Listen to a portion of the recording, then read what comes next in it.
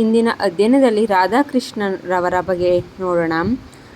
ಆದರ್ಶ ಶಿಕ್ಷಕರಾಗಿದ್ದ ರಾಧಾಕೃಷ್ಣನ್ ಅವರ ಜನ್ಮದಿನವನ್ನು ಭಾರತದಾದ್ಯಂತ ಶಿಕ್ಷಕರ ದಿನ ಎಂದು ಆಚರಿಸಲಾಗುತ್ತದೆ.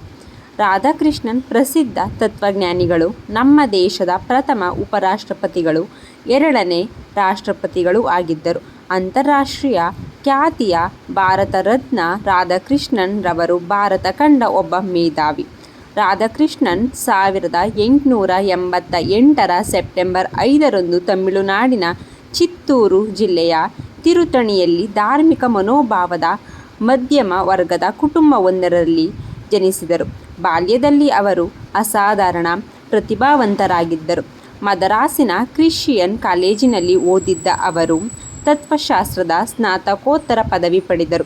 ಮತ್ತೆ ಮದರಾಸಿನ ಪ್ರೆಸಿಡೆನ್ಸಿ ಕಾಲೇಜಿನಲ್ಲಿ ತತ್ವಶಾಸ್ತ್ರ ಪ್ರಾಧ್ಯಾಪಕರಾಗಿ ಕೆಲಸ ಮಾಡಿದ್ದರು. ಮೈಸೂರಿನ ಮಹಾರಾಜ ಕಾಲೇಜಿನಲ್ಲಿ ಸಹ ಕೆಲ ಕಾಲ ತತ್ವಶಾಸ್ತ್ರ ಬೋಧಿಸುತ್ತಿದ್ದರು. ರಾಧಾಕೃಷ್ಣನ್ ಯಾವುದೇ ವಿಷಯದ ಬಗ್ಗೆ ಅಧಿಕೃತವಾಗಿ ಹಾಗೂ ಪ್ರಬುದ್ಧವಾಗಿ ಮಾತನಾಡುತ್ತಿದ್ದರು.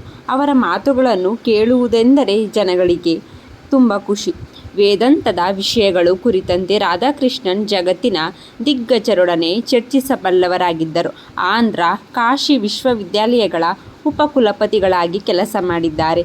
ಹಾಗೆ 1957ರಲ್ಲಿ ರಾಧಾಕೃಷ್ಣನ್ ಭಾರತದ ಉಪರಾಷ್ಟ್ರಪತಿಗಳಾಗಿ ಆಯ್ಕೆಯಾದವರು. ಆಗ ಭಾರತದ ಪ್ರಧಾನಿಗಳಾಗಿದ್ದವರು ಜವಾಹರಲಾಲ್ ನೆಹರು ಅವರು. 10 ವರ್ಷಗಳ ಕಾಲ ಆ ಹುದ್ದೆಯನ್ನು ಅಲಂಕರಿಸಿ ರಾಜ್ಯಸಭೆಯ ಅಧ್ಯಕ್ಷರಾಗಿ ಸಮರ್ಥವಾಗಿ ಕೆಲಸ ಮಾಡಿದರು. ಭಾರತದ ಪ್ರಥಮ ರಾಷ್ಟ್ರಪತಿ ರಾಜೇಂದ್ರ ಪ್ರಸಾದ್ ನಿವೃತ್ತರಾದ ಮೇಲೆ ರಾಧಾಕೃಷ್ಣನ್ 1967ರಲ್ಲಿ ರಾಷ್ಟ್ರಪತಿಗಳಾಗಿ ಆಯ್ಕೆಯಾದರು.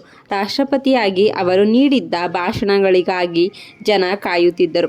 ರಾಧಾಕೃಷ್ಣನ್ ಶಿಶುವಿನಂತೆ ಮುಗ್ಧರಾಗಿದ್ದರು. ಜಗತ್ತಿನಲ್ಲಿ ಪ್ರಚಲಿತವಾಗಿರುವ ಭ್ರಷ್ಟಾಚಾರ ಇಂಥವುಗಳಿಂದ ಯಾವಾಗಲೂ ದೂರವಿದ್ದರು.